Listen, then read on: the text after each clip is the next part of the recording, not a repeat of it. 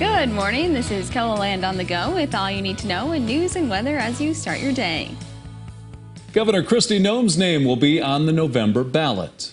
Noem won the primary last night over challenger Steve Haugard. She became the state's first female governor when she was elected in 2018. Listen, we just trusted the people of South Dakota the last 3.5 years. We trusted the people of South Dakota to make the best decisions for their families. We followed the Constitution, and today we're reaping the benefits of it. In November, Noem will face Democratic challenger Jamie Smith and Libertarian challenger Tracy Quint in the governor's race. Senator John Thune won the Republican primary for U.S. Senate. He faced two Republican challengers in Mark Maury and Bruce Whalen. South Dakota's senior senator spoke with us soon after the race was called last night. Thune says he is grateful to South Dakota Republicans for their support. We asked him how he is preparing for the November election. You do the work. We'll be out across South Dakota, as we always are, and never leaving anything to chance or taking anything for granted. You've got to do the blocking and tackling. You've got to execute the campaign and prosecute the case about why you're the best person for the job for South Dakota. In Washington, Thune serves as the Senate Republican Whip, the #2 position in the Senate Republican leadership. He'll face Brian Bangs of Aberdeen in the general election in November. And current South Dakota Representative Dusty Johnson has won the Republican primary to move on to the general election in November. He'll seek to keep his spot in the U.S. House of Representatives. Johnson defeated Taffy Howard in the GOP primary. This is still the greatest country in the history of the world, and these problems are solvable. There is a red wave that will be sweeping this country in November. I am more excited than you can possibly understand to be part of the conservative leadership that is going to get this country back on the right path. Johnson is set to face off against Libertarian candidate Colin Duprell in November. And it wasn't just candidates on Tuesday's primary election. South Dakotans could also vote on Amendment C. If passed, the measure would have amended the state constitution to increase the percentage of votes needed to raise taxes from a simple majority to 60%. However, the majority of South Dakotans voted to reject Amendment C. Opponents for the measure, including the state's 3 major health systems, said Amendment C would have had unintended consequences.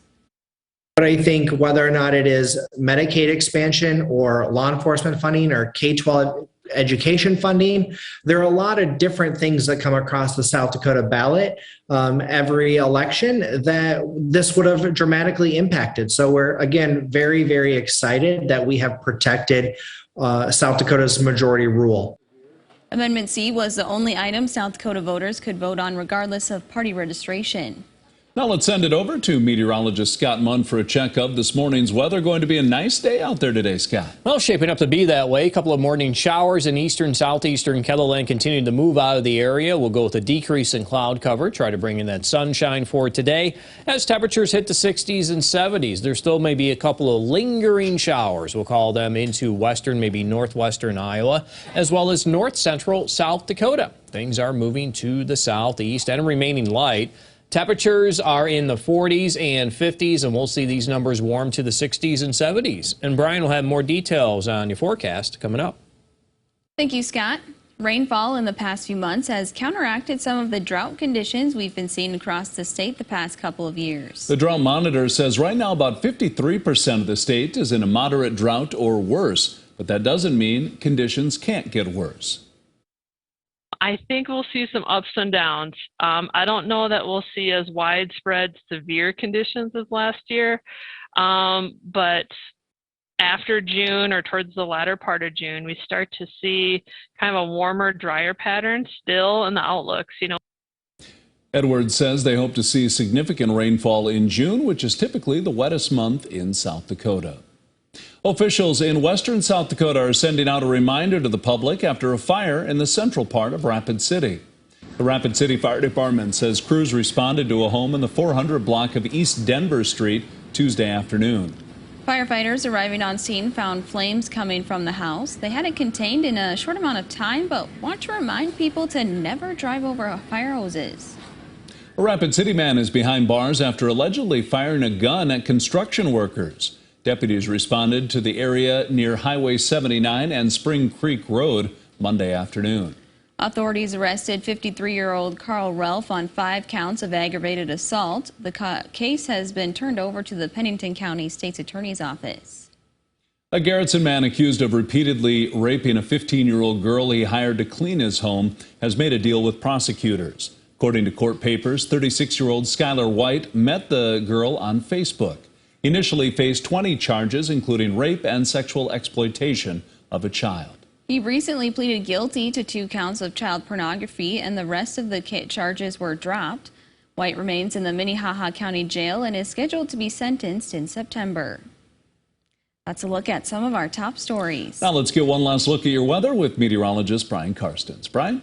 All right, our weather picture here. Well, looking ahead to tomorrow, this is the next chance of rain, or at least a little more organized rain. And at this point, severe weather not out of the question, but it is in the marginal category for the South Central. So at least that's good news there.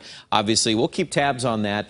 Futurecast update, we've got these 50s to start the day. We had some overnight showers that passed through. I can't rule out maybe an isolated or very widely scattered hit of rain today, but in this pattern, generally, we're just a few degrees below average. A lot of lower 70s, maybe a few mid-70s toward Yankton and Rapid City, not even to 70 today.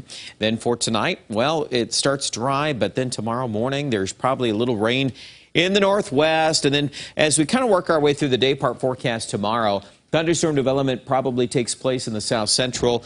This is the last in the series of waves coming out of the northwest like this. And this pattern has been, pretty consistent ever since the stormy weather blew through over Memorial Day weekend. So now we're going to flip gears as we get into this outlook here in the forecast. All right, well, here are the numbers today. 73 Sioux Falls, 73 Mitchell, 69 in Rapid City. That 7-day forecast. Well, we're in the 80s by Saturday and Sunday, so definitely warming up, more humidity, and there will be scattered thunderstorms as a part of that forecast.